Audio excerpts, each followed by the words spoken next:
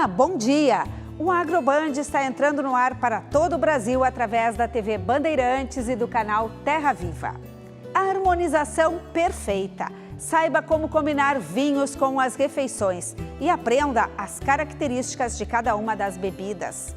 Estratégias. Veja como o marketing pode alavancar a produção agrícola e os negócios que surgem no campo. E ainda, saúde. Conheça os benefícios do consumo de leite e derivados no combate da diabetes. Não saia daí que o nosso programa está só começando.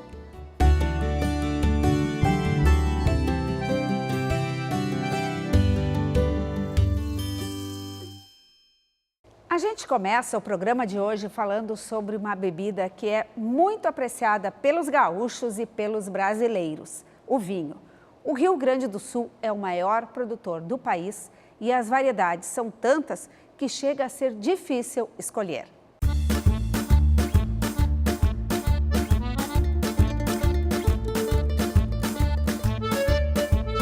Estamos numa cantina italiana no bairro Floresta, quase na região central de Porto Alegre. E como vocês já perceberam, o nosso papo é vinho e harmonização com comidas. E para falar disso, a gente convidou um especialista, que é o sommelier, o Ítalo Lopes, para conversar com a gente. Ítalo, me conta, dá para a gente harmonizar vinhos com qualquer tipo de comida? Exatamente, com qualquer tipo de comida. Tanto o vinho branco como o vinho tinto. São todos eles bem aceitos com qualquer tipo de comida. E nessa cantina são cerca de 80 rótulos, mais de 1000 garrafas. E vocês dão preferência para os vinhos do Rio Grande do Sul, né? Por quê? Porque o nosso vinho aqui do nosso interior, na Serra Gaúcha, são os vinhos tão bons quanto os vinhos importados, né?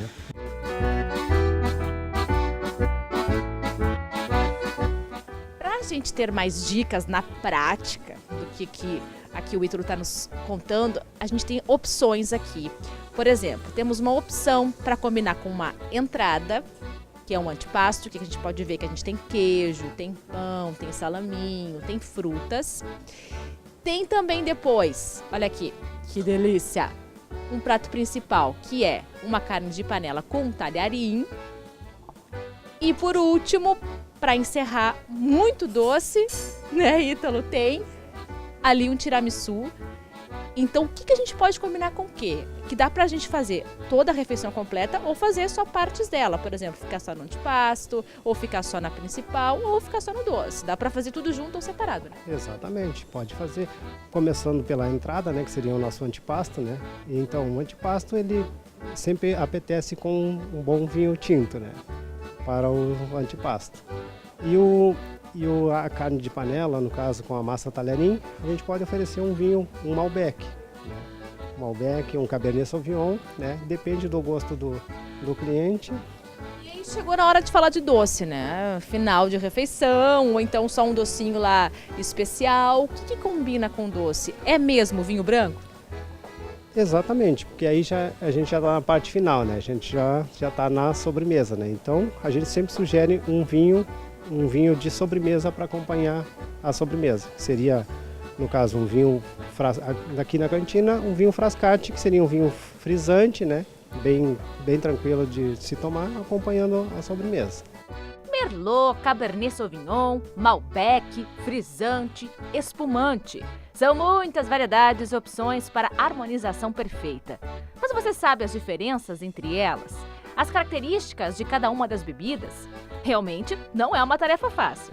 Mas fique tranquilo, que a gente vai te ajudar a entender tudo. Não é mesmo, Lizemara? É isso mesmo, Gabi. Hoje nós vamos acabar com todas as dúvidas sobre harmonização de vinhos e falar sobre as diferentes características da bebida. Estou recebendo aqui no estúdio o enólogo e sommelier Arlindo Menossim. Arlindo, tudo bem? Tudo ótimo. Bom, Arlindo, a gente já viu um pouquinho aí de como que se harmoniza, mas eu sei que esse leque é gigante. Eu tenho aqui até uma planilha que vocês apresentaram lá num evento no Salão do Empreendedor na Expo Inter. Já vou começar te perguntando sobre vinho fortificado que aparece aqui. Que vinho é esse? Então, o vinho fortificado é um vinho que ele é acrescido de álcool. É um vinho que a graduação alcoólica dele vai ficar em torno de 17, 18 até 20 graus de álcool. É porque é um vinho mais forte, então, é um vinho mais fortificado. Forte. para o consumidor entender, é um vinho licoroso, um vinho do Porto, todos eles seguem essa mesma linha. Aí a gente tem classificação de vinho tinto encorpado, médio, leve, também para os rosés, para os brancos. Como é que é isso, essa harmonização? Por exemplo, com carne, tem um tipo de vinho que harmoniza melhor? Não, nós temos vários tipos de vinhos que acabam harmonizando com a carne. Desde um vinho branco, um vinho rosado, até um vinho tinto. Aí depende muito do estilo de corte, se a carne vai ter molho, se não vai ter molho, as características de cada uma, tanto do vinho quanto do alimento.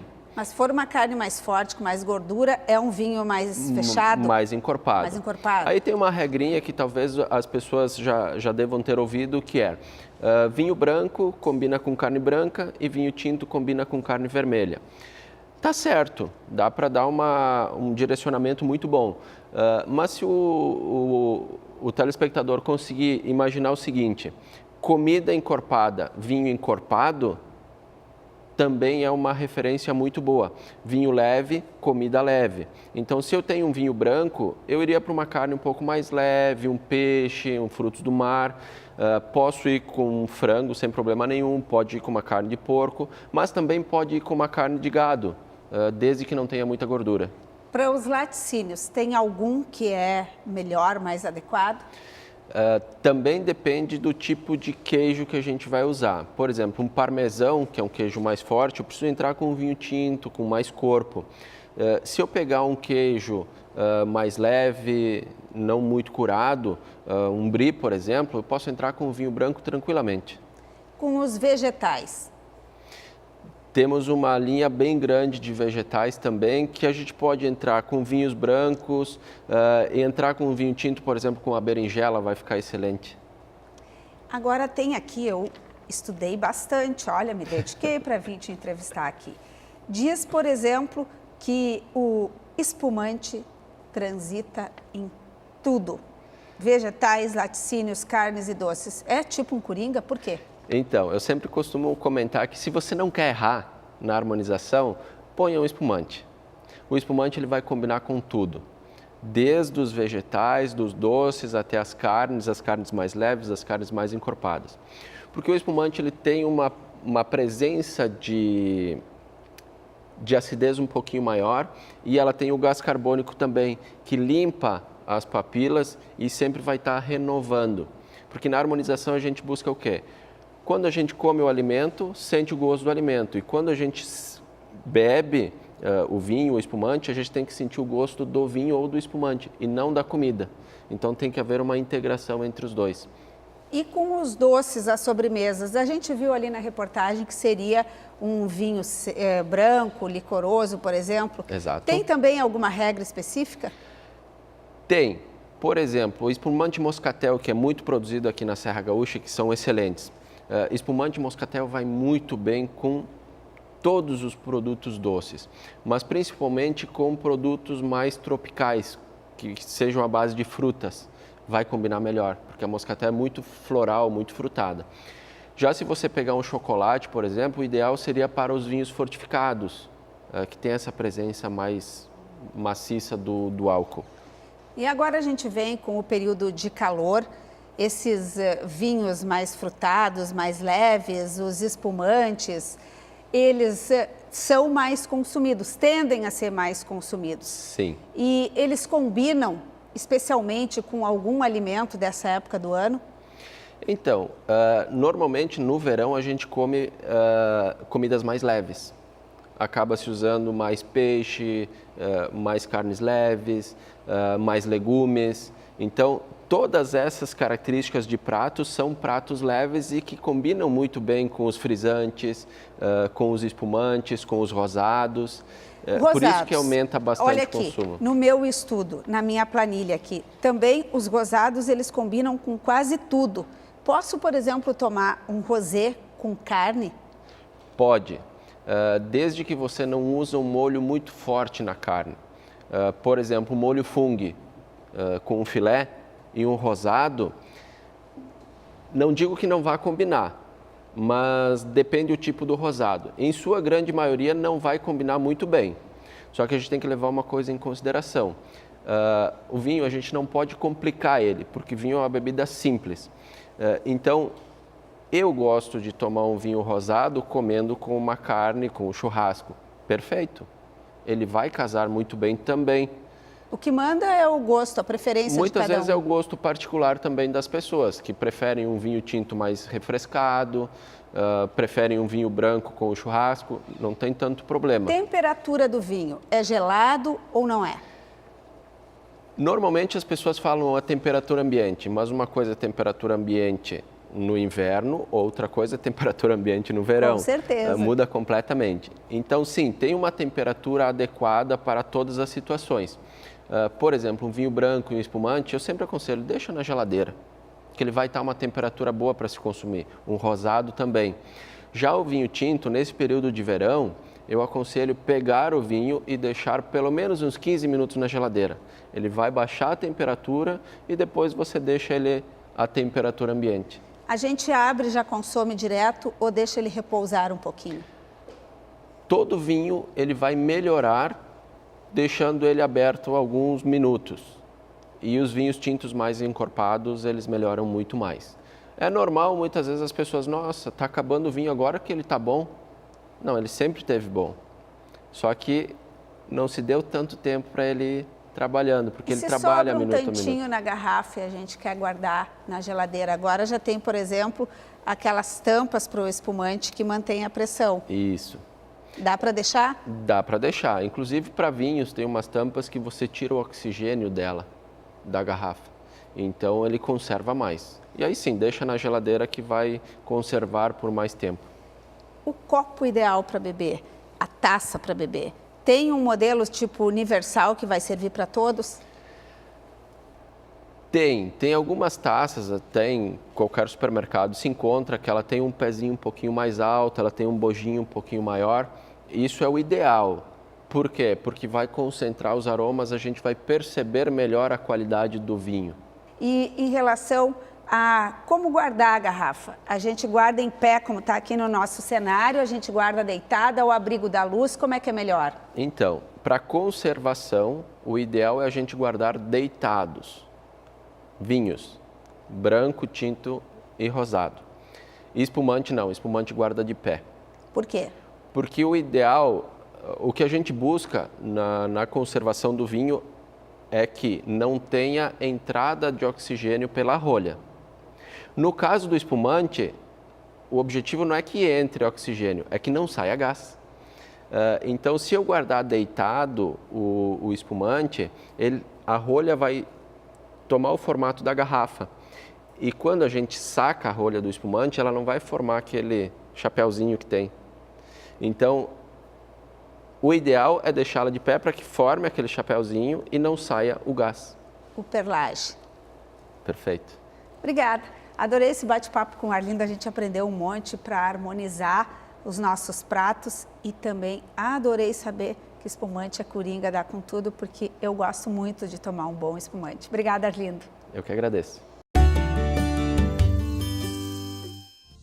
Começa em 1º de novembro a segunda etapa de vacinação contra a febre aftosa no Rio Grande do Sul, imunizando bovinos e bubalinos com até 24 meses, a chamada dose de reforço. A expectativa é atingir 4.750.000 animais. E nós vamos agora para um rápido intervalo e daqui a pouco a gente volta para mostrar que o leite pode ser um grande aliado no tratamento do diabetes. Até já!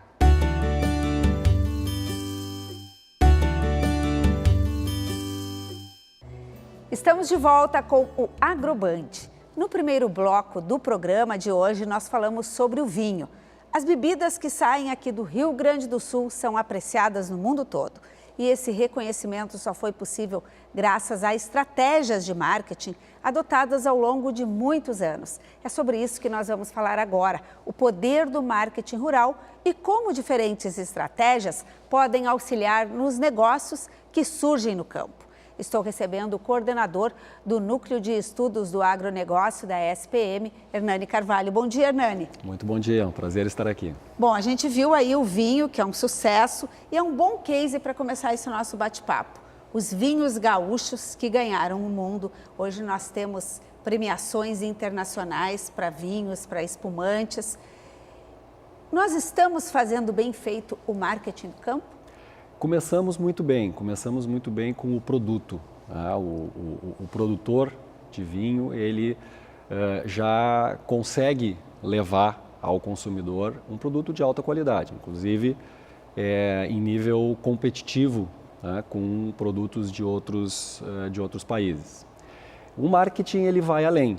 Talvez essa seja a área ainda a ser explorada, a área que precise ainda avanços, porque além de um bom produto, é necessário uma boa promoção a esse produto, chegar ao consumidor oferecendo a ele a melhor experiência vinculada a esse produto, porque isso vai retornar em termos de uma valorização maior, uma percepção de valor maior desse produto pelo consumidor. Tem que comunicar para o consumidor que produto é esse. Essa é a relação. E como que a gente faz isso, Hernani? Existem várias estratégias para isso. Eu sempre começaria com a linguagem que vai ser utilizada. E isso passa naturalmente por definir qual é o seu público-alvo. Tá? Então, esse segmento, qual é a linguagem que ele entende? Quais são as mídias, os canais de comunicação que ele utiliza? O que ele valoriza na comunicação? O que ele está buscando? Né? Falando de marketing de alimentos, bebidas, tá? O que é valor para ele? Ele está buscando uma sofisticação, ele está buscando uma simplificação no consumo, conveniência, ele está buscando um produto que passe para ele uma questão de sustentabilidade, né? Um produto amigo do planeta. Então, essa, digamos, é a primeira etapa necessária para começar a executar essa estratégia de marketing. Na nossa pecuária, por exemplo, nós temos aqui o boi verde criado a pasto. A gente consegue informar isso para o nosso consumidor, tirar o resultado, porque o produtor ele está no início da cadeia e o consumidor está no final. Nesse meio, a gente consegue comunicar isso? Esse é um ótimo exemplo, Lisemara, que precisa avançar, precisa a cadeia, né, até a prateleira, até a gôndola do supermercado, ela precisa ter essa comunicação completa.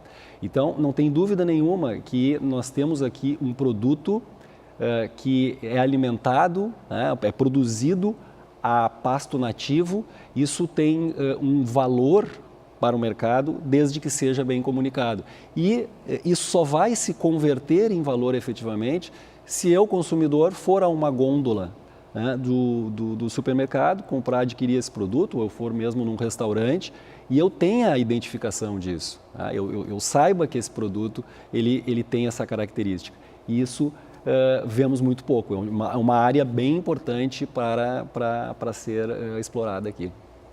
A relação produtor e sociedade, na avaliação de vocês, como que a gente pode melhorar? Porque nós, consumidores, precisamos enxergar o produtor como aquele que produz o alimento que chega às nossas mesas todo dia.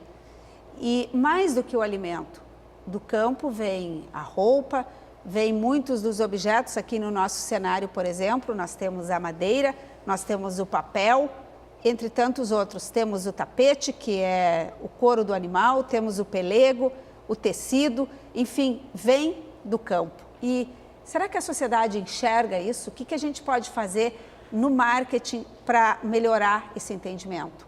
Essa, no meu entendimento, é a grande missão do marketing, a missão da comunicação, porque, na verdade, produtor e consumidor, estamos do mesmo lado, nós temos o mesmo interesse. Nós buscamos alimentar as pessoas, uma população que está nesse planeta, e que isso seja sustentável, que a gente possa ver gerações e gerações de uma população mundial que é crescente, que possam usufruir disso, não se preocupar com problemas de subnutrição, que é o que ainda encontramos, e, paradoxalmente, um outro problema de saúde pública, que é a obesidade. Dois extremos. Dois extremos. E o produtor, ele tem interesse em dar essa contribuição e dar o melhor para que essa sociedade possa viver melhor, viver mais. Alimentos saudáveis, práticas sustentáveis no campo. E o caminho para que isso aconteça é um diálogo, E o marketing ajuda a construir esse diálogo.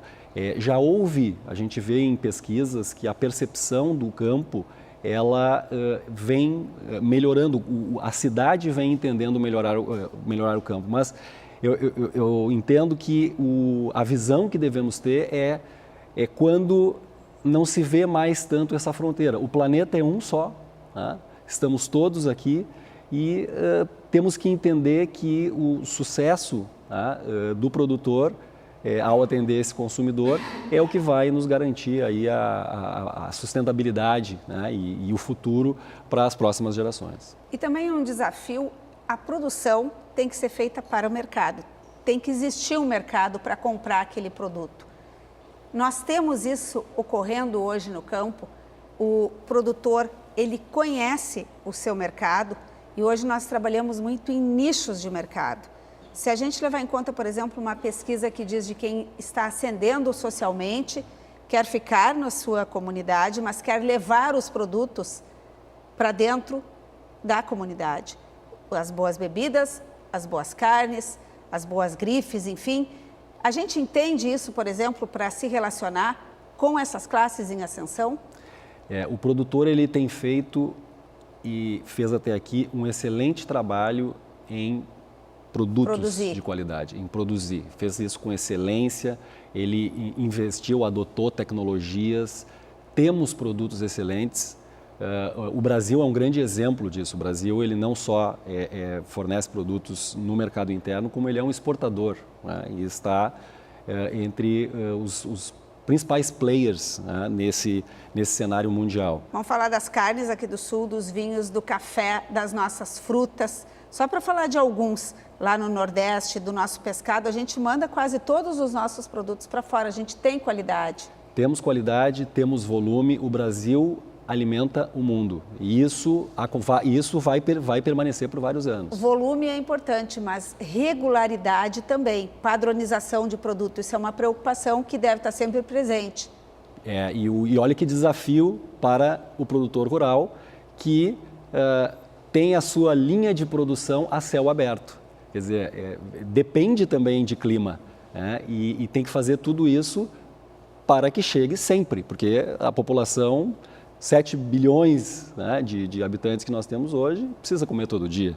Então, isso aumenta o desafio do produtor. Não tem dúvida que a produção ela é hoje, digamos, o que apresenta o maior avanço, né, e tem desafios ainda, porque a população continua a crescer.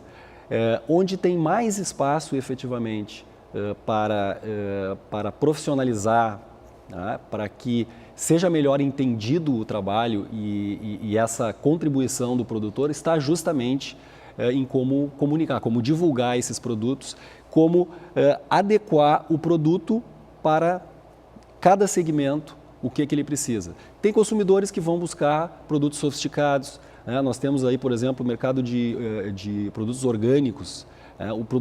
O consumidor está disposto a pagar mais por isso. Existem outros mercados em que é muito mais importante o volume e o preço acessível, a condição daquele produto chegar a um preço acessível para que ele possa ser comprado. E quem é que faz essa distribuição? Essa distribuição quem faz é o marketing. Vamos embora então, vamos fazer marketing dos nossos produtos agro, porque eles têm uma qualidade excelente. Obrigada, Hernani. Prazer. O nosso assunto agora é saúde. Quem consome leite com frequência tem menos chances de desenvolver o diabetes tipo 2, que surge principalmente em pessoas com obesidade. A descoberta foi feita por pesquisadores dos Estados Unidos e da Inglaterra.